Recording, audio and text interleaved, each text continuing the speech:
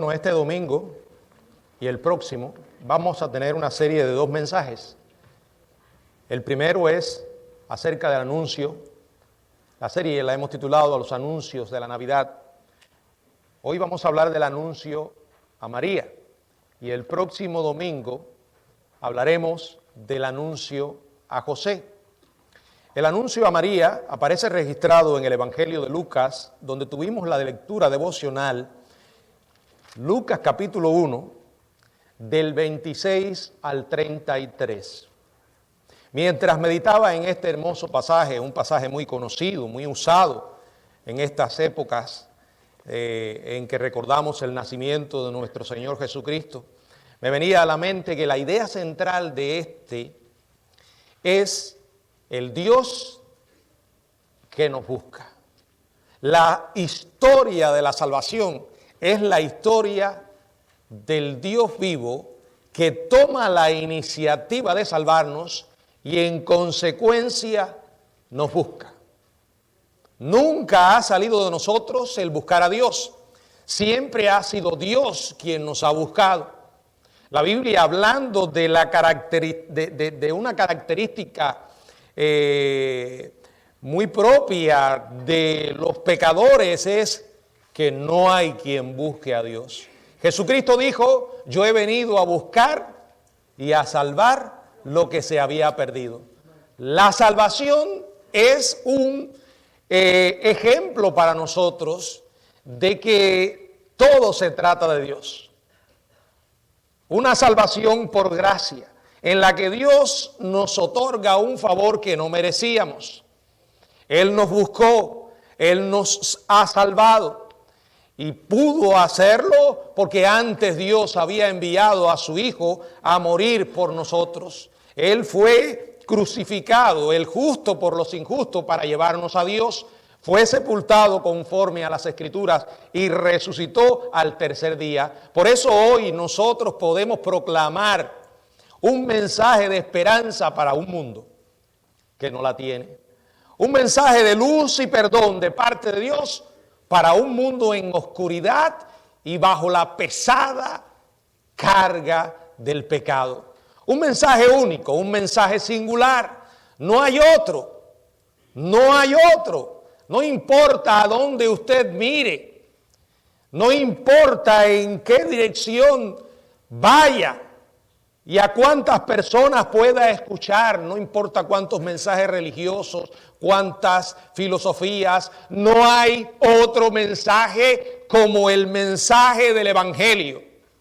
Porque trata con la mayor necesidad humana, y es el pecado. Responde a las preguntas más importantes que usted y yo podamos hacernos, y ofrece lo que nadie más puede ofrecer. Por eso tenga mucho cuidado con mirar a otros, escuchar a otros, si antes no has conocido y reflexionado a profundidad en el mensaje que contiene la Biblia, específicamente el Evangelio, las buenas noticias de salvación, porque estás perdiendo la mayor oportunidad de tu vida. Todo se trata de Él. Es Él y solo Él quien nos ha salvado, y por Él y por medio de Él solo podemos ser salvos. Dios había dado una promesa, había prometido un Salvador, y durante siglos esta fue la gran esperanza del remanente fiel y creyente que había en Israel. Y se llegó a materializar cuando el ángel Gabriel, en su segunda aparición, va a una jovencita virgen llamada María. Los que hemos leído este relato específicamente en Lucas, es una historia que se presenta muy simple, escueta, sin adornos,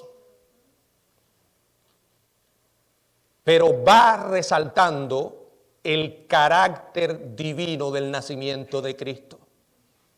El énfasis no está en María. El énfasis no está en ninguna otra cosa, sino en el Dios que tomó la iniciativa de salvarnos. Todo lo que encontramos aquí viene de Él. Un mensajero que Él envía, una virgen que Él elige, una bendición que Él otorga y un niño que es Él mismo, que es Dios con nosotros. Aquel verbo que dice la Biblia que fue hecho carne y habitó entre nosotros. Sí, Dios estuvo entre los hombres. Dios se hizo hombre. Dios conoció nuestra condición humana. Él es quien nos puede entender mejor que cualquier otra persona. Qué bueno es saber eso. Pero mejor aún, qué bueno es creerlo. En primer lugar, el mensajero que Él envió. Dice la Biblia en Lucas capítulo 1, verso 26, al sexto mes, el ángel Gabriel fue enviado por Dios a una ciudad de Galilea llamada Nazaret. Dios toma la iniciativa. Poco tiempo después, al sexto mes, dice la Biblia, ¿de qué? Del embarazo que ya Gabriel había anunciado, el embarazo de Elizabeth. El ángel Gabriel es enviado una vez más por Dios con una revelación que constituiría el anuncio más, pero más importante que el mundo haya escuchado alguna vez. Porque estaba hablando de la persona más importante. Estaba proclamando el acontecimiento de el Salvador entre nosotros. Dios con nosotros. Dios enviaría al Salvador, el Señor Jesucristo. Y dice la Biblia que fue enviado Gabriel a una ciudad de Galilea llamada Nazaret. No puede ser considerada en manera alguna una ciudad en el sentido moderno de la palabra, porque Nazaret era una pequeña aldea con unos centenares de habitantes. Bueno, a esa ciudad Dios mandó a Gabriel. En segundo lugar, Dios manda al ángel Gabriel a ver y a buscar a una virgen llamada María, una adolescente que Dios había elegido nuevamente. Es Él. No es María la que le pide a Dios esto. No es María la que busca a Dios para esto. El Dios soberano la elige a ella. Verso 27. A una virgen desposada con un varón que se llamaba José, de la casa de David, y el nombre de la virgen era María. Dios había enviado a Gabriel anteriormente con una noticia acerca del nacimiento de Juan el Bautista en el capítulo 1, verso del 11 al 13. Y Zacarías se llena de temor. Ahora Dios, para evitar que María se llene de miedo, el ángel llega hacia ella y le da un saludo. A María se le describe aquí como una virgen. Virgen se refiere a una persona que nunca ha tenido relaciones sexuales. Esta palabra jamás se utilizaría para referirse a una mujer casada. Era virgen y, según la costumbre judía, por lo general, una muchacha estaba desposada alrededor a los 12 o 13 años y se casaba al final de lo que se llama el periodo de esponsales, que duraba prácticamente un año. Los esponsales eran arreglados por los padres y, sin embargo, era un vínculo tan firme, un arreglo legal tan vinculante, que solo se podía disolver con la muerte o el divorcio. Y la pareja era legalmente esposos y esposa. Si el esposo moría, la muchacha era considerada viuda. Sin embargo, durante este periodo no vivían juntos, todavía no tenían intimidad. En ese año, la muchacha debía mostrar fidelidad, pureza, y el muchacho va a preparar o preparaba un hogar para su futura esposa. Al final de este periodo de esponsales, se realizaba una ceremonia que podía durar hasta 7 días. Luego la pareja comenzaba su vida como marido y mujer. Era entonces cuando se consumaba el matrimonio. Esta virgen, que dice la palabra, estaba desposada con un varón que se llamaba José, un hombre humilde, un carpintero común y corriente, pero que venía de la casa de David. David, el más grande de los reyes de Israel. De sus entrañas vendría el Mesías. La genealogía que Mateo hace traza su ascendencia hasta José. En Mateo capítulo 1, del 1 al 17, demostrando que descendiente de David, o sea que Jesús descendía de David, por lo que también se le llama hijo de David. Y aunque Jesús no era, o José no era el padre biológico de Jesús, su adopción de Jesús lo convierte legalmente en parte de la casa de David. Por consiguiente, la genealogía en Mateo establece la afirmación de Cristo en el trono de David como heredero legal de José. Lucas informa simplemente que el nombre de la Virgen era María. Es interesante que, a diferencia de Zacarías y Elizabeth, de los que también habla Lucas anteriormente, específicamente en el capítulo 1, en el verso 6, donde dice que ambos eran justos delante de Dios, de que andaban irreprensibles en todos los mandamientos y ordenanzas del Señor. Cuando usted lee acerca de María, en este verso 27, nos llama la atención que no menciona ninguna cualidad. No se le atribuye absolutamente nada, excepto su condición de virgen. No hay nada, absolutamente nada aquí que la distinguiera como una joven digna de mención.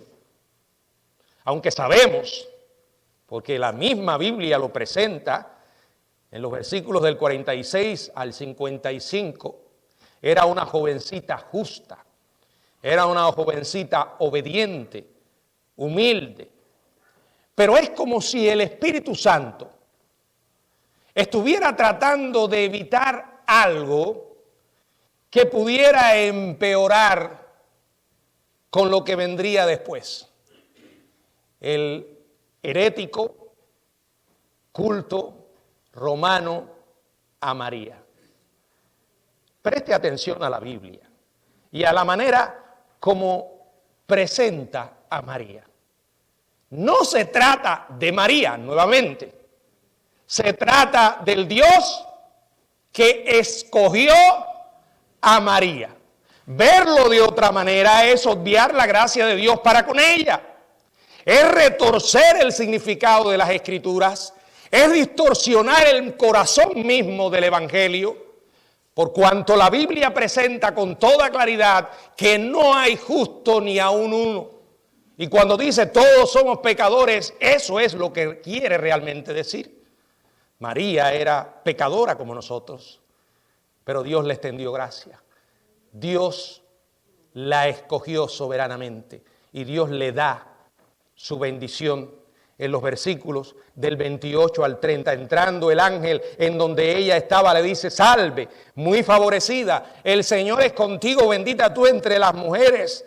Mas ella, cuando le vio, se turbó por sus palabras y pensaba: ¿qué salutación era esta? Entonces el ángel le dijo: María, no temas, porque has hallado gracia delante de Dios. María halló gracia. El ángel entra, como dije, para evitar que se atemorizara, le saluda como para indicarle: no tienes nada que temer, tengo una gran noticia para ti. Le dice: favorecida, muy favorecida. ¿Por qué? Porque el Dios vivo va a derramar su gracia en abundancia sobre ti. María, aunque eres pecadora, como todos, y aunque necesitas también de la gracia divina, el Señor es contigo. María es una receptora de la gracia de Dios. No es una dispensadora de esa gracia a otros. Cualquiera que enseñe esto está enseñando un falso evangelio.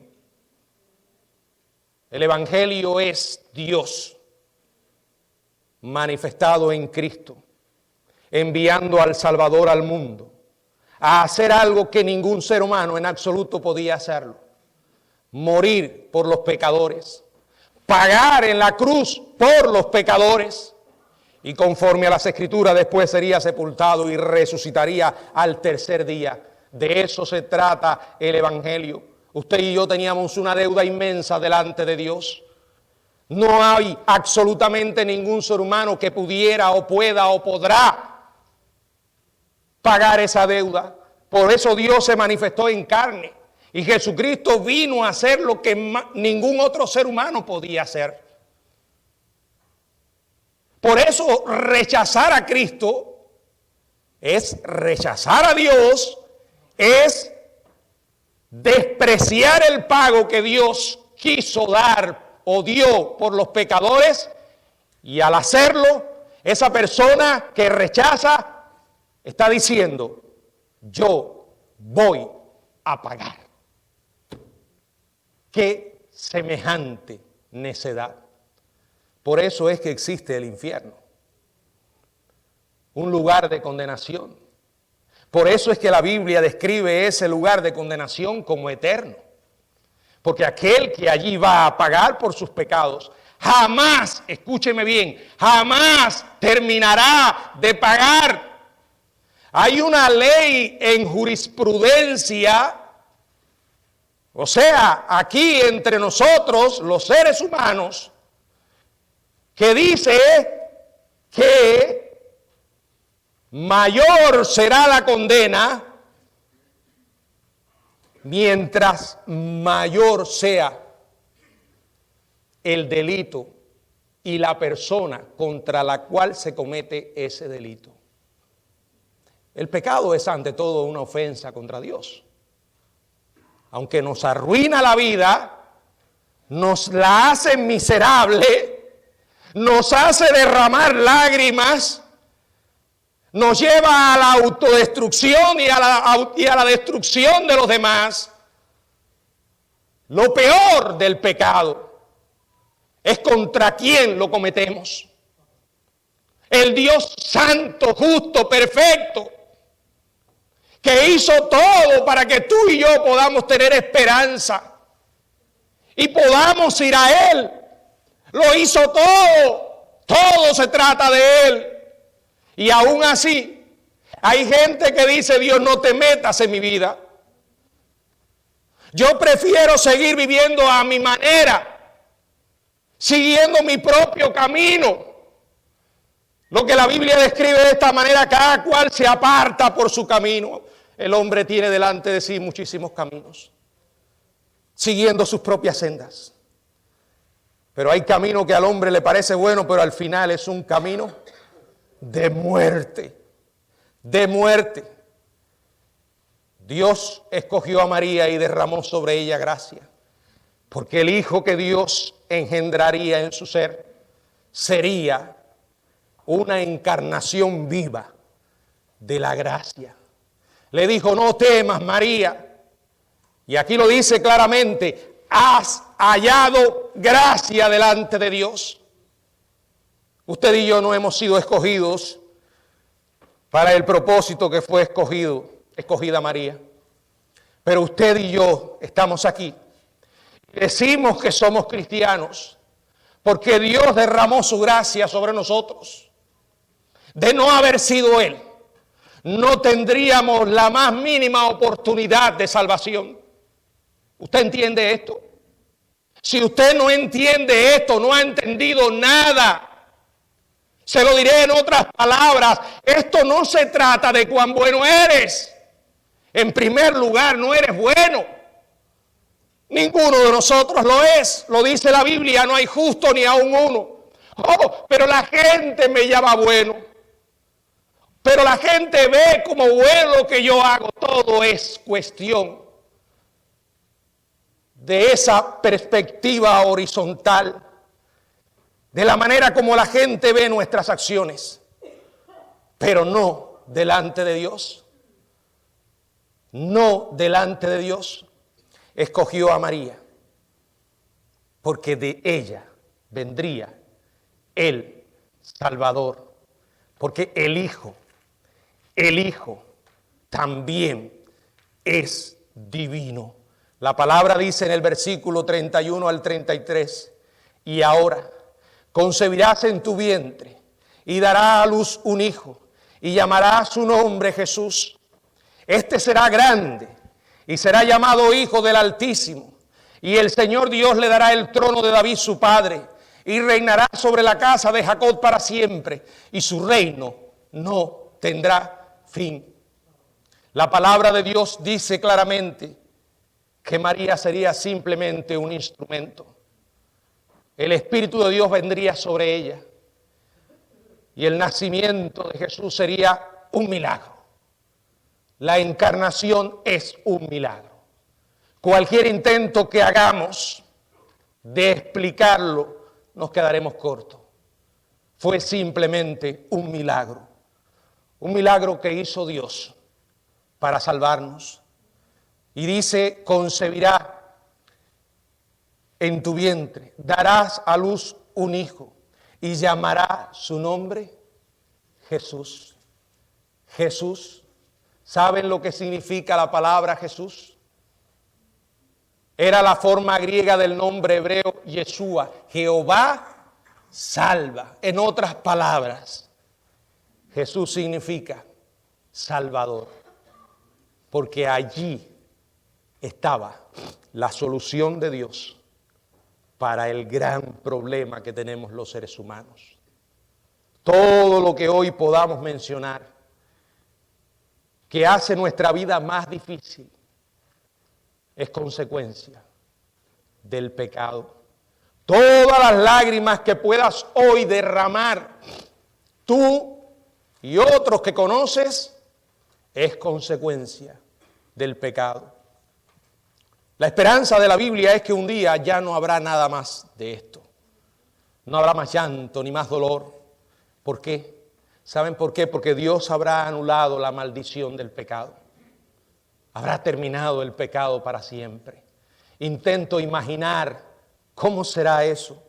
Y por mucho que lo haga me quedo corto. Mis pensamientos no logran cubrir la grandeza de lo que Dios ha prometido hacer por nosotros.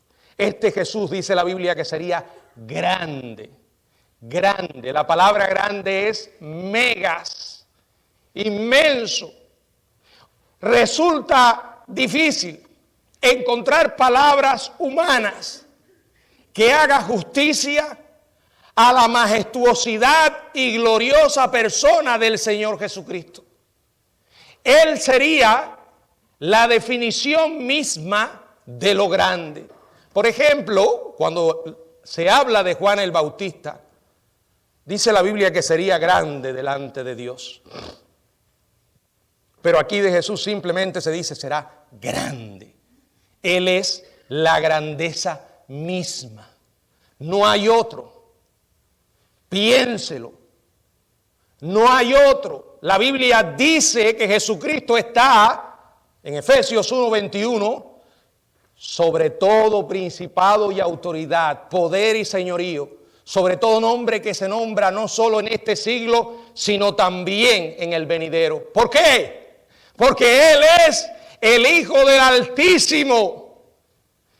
En otras palabras, Él es Dios Altísimo. Es el equivalente griego del título del Antiguo Testamento, frecuentemente usado para Dios, el Elión. Es un título que se refiere a su posición como gobernante soberano del universo. Jesús es el Hijo del Altísimo. La Biblia, hablando sobre Él, dice que es el resplandor de su gloria y la imagen misma de su sustancia. Y Él recibirá el trono de David su padre y reinará sobre la casa de Jacob para siempre, y su reino no tendrá fin. Hoy Jesús ascendió al cielo. Está a la diestra del Padre, compartiendo el trono soberano con el Dios vivo. Pero aún no se ha cumplido esta profecía. Esta que dice que reinará sobre la casa de Jacob para siempre y que su reino no tendrá fin. Ese reino sobre la casa de Jacob comenzará en el milenio. Hoy Cristo está reinando sobre los corazones de sus hijos, aquellos que formamos parte de su iglesia. Pero escúcheme bien, la iglesia no es el reino, la iglesia es parte del reino. El hecho de que hoy reine el Señor en su iglesia, en su pueblo, no anula en manera alguna que un día vendrá a esta tierra y reinará físicamente sobre la casa de Jacob por un periodo que la Biblia llama el milenio, indicando que son 1000 años. Y después que estos 1000 años se cumplan, entonces habrá cielo nuevo y tierra nueva. Y ese reinado del milenio se convertirá o continuará en el reino eterno. Quiere decir que cuando Cristo comience a reinar, su reino no tendrá fin. Por primera vez veremos en esta tierra a un rey justo. ¿Logra pensar profundamente en eso? Sobre todo cuando has vivido en este mundo quizás muchos años, para comprobar una y otra vez que nada que sea producido por el hombre tendrá justicia perfecta, que todo lo que el hombre toque está manchado por el pecado, que no habrá gobernante justo sobre esta tierra por mucho que nos simpatice uno, ¿verdad? O nos agrade. El gobernante justo se llama Jesucristo. Él es la respuesta de Dios a la gran necesidad humana. Y quiero decirte a ti que me estás escuchando, Él es la respuesta de Dios para tu necesidad. De la única manera que no lo sería es que tú seas capaz de decir: yo no tengo problemas, yo no tengo necesidad ninguna, ni tampoco soy pecador. Mentiras, puras mentiras. ¿Se dan cuenta? Todos estamos marcados por el pecado. Todos estamos llenos de necesidades espirituales. Y quizás usted con toda honestidad tenga que admitir: oh pastor, yo he intentado llenarlas una y otra vez. He buscado aquí, he buscado allá, y lo único que he encontrado es engaño. El vacío profundo que hay en mi alma, nadie ni nada lo ha podido llenar. Usted me está diciendo que Dios en Cristo Jesús es la respuesta. Exactamente, y no te lo digo yo. Eso lo dice Dios. Dios te ofrece su gracia. El Dios soberano extiende tu mano hacia ti en la condición en la que estás, sin importar lo que hayas hecho, ni cuán profundo te estés hundiendo en el pantano del pecado. Quiero decirte que no hay lugar donde estés que Dios no te pueda alcanzar. Ahora, tienes que extender tu mano y tomar ese regalo. ¿Sabes cómo llama la Biblia a eso? Arrepentimiento y fe. Pero eso no lo puede hacer absolutamente nadie por ti, por mucho que te ame. No importa cuánto tus padres te amen, no importa cuánto quiera alguien hacer por ti, tienes que tomar esa decisión. ¿Sabes por qué? Porque esto es personal. Un día el Dios que te creó, no llegaste aquí por una cigüeña, pero creer en la evolución hoy es algo parecido a creer en la historia de la cigüeña. Tú eres el producto de la creación de Dios. Fuiste diseñado por la mano todopoderosa de Dios. Él te colocó en esta tierra, aun cuando muchas veces te puedas estar preguntando ¿para qué nací? ¿No habrá sido un error?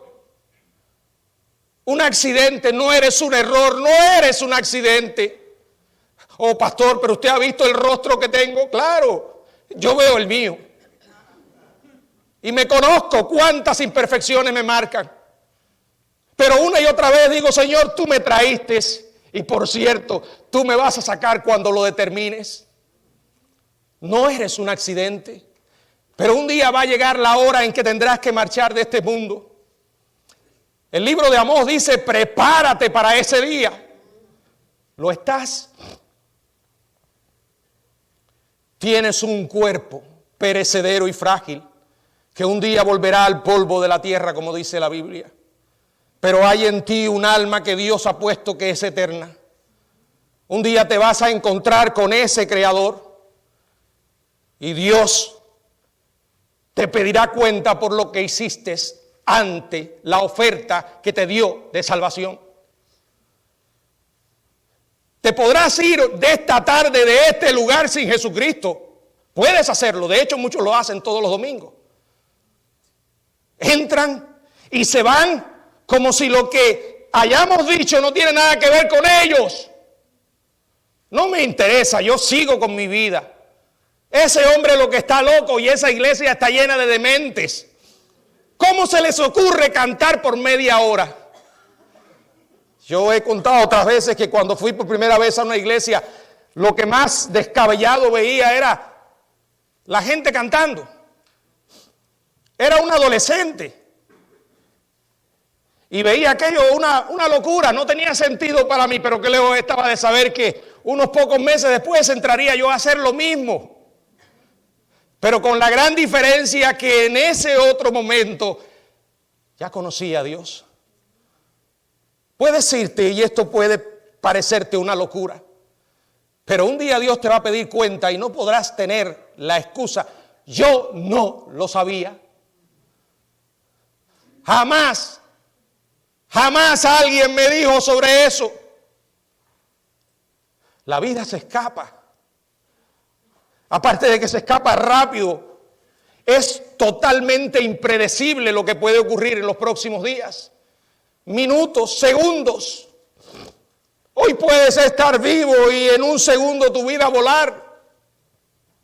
Todos fuimos horrorizados la semana pasada cuando vimos aquellas imágenes de aquel CEO de una compañía de seguros que iba caminando. Una y otra vez veíamos aquella imagen. Y ese desquiciado le dispara por la espalda, primero le da en el pie y después lo remata en el suelo.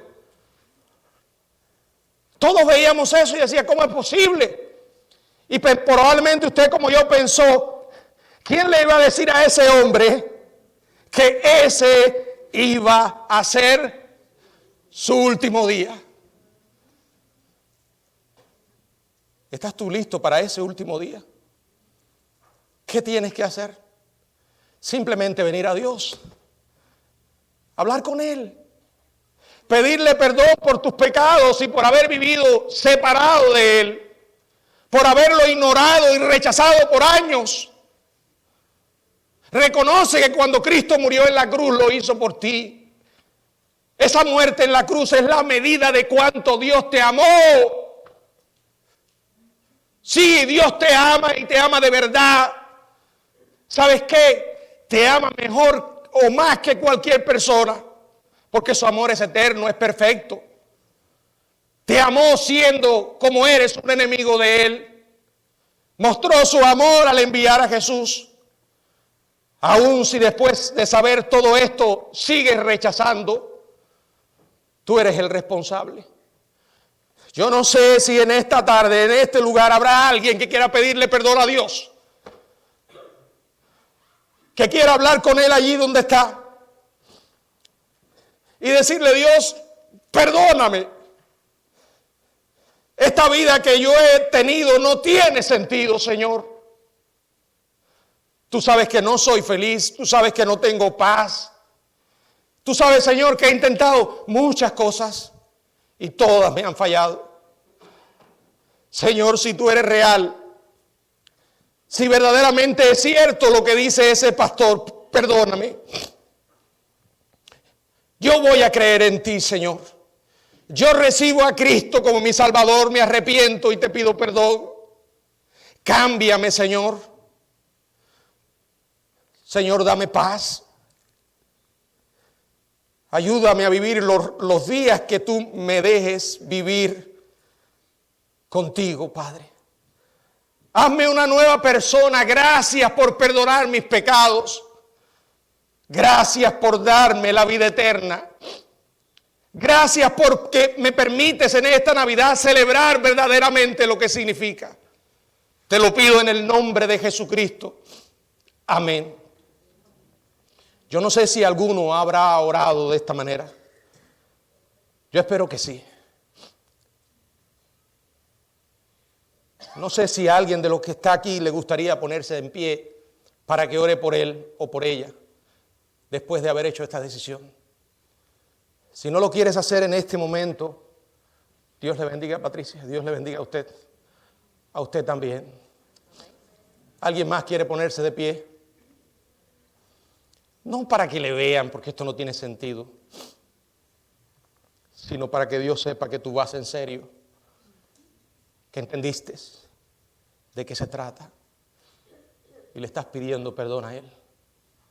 ¿Alguien más quiere hacerlo? Yo quisiera pedirle a ustedes, por favor, vengan aquí, quiero orar por ustedes. Un momento, por favor. No tengan temor. Yo no sé si habrá alguien más que quiera unirse a estas personas. Alguien que todavía no ha pedido perdón a Dios y quiere hacerlo. Y de esta manera recibir a Cristo como su Salvador personal. O que ya tuvo esta oración y está allí luchando. Este es el momento. Me gustaría orar por ti. ¿Alguien más? Bueno, hermano, vamos a ponernos en pie y orar por estas personas. Señor, gracias te damos por amarnos. No lo entendemos, Señor. Pero lo experimentamos, Señor. Sabemos que tú nos amas. Gracias porque sabemos de ese amor al mirar la Biblia, al mirar a la cruz, al mirar a Cristo agonizando allí por nosotros. Gracias por ese amor, Señor. Gracias porque tú no solo moriste, sino que además resucitaste poderosamente, demostrando ser quien dijiste que era, Señor. Gracias porque un día te conocimos. Gracias por estas personas que ahora se entregan a ti. Yo pido tu bendición para sus vidas. Que tú les selles con tu Espíritu Santo, que tú les protejas y que tú les ayudes a perseverar en la fe. Oh Dios, que ellos puedan entender que no se trata de abrazar una religión, sino de tener una relación con el Dios vivo a través de Cristo. Pongo tu vida en sus manos para que tú les protejas y para que tú les ayudes a vivir para tu gloria. Te lo suplicamos todo en el nombre de Jesucristo. Amén.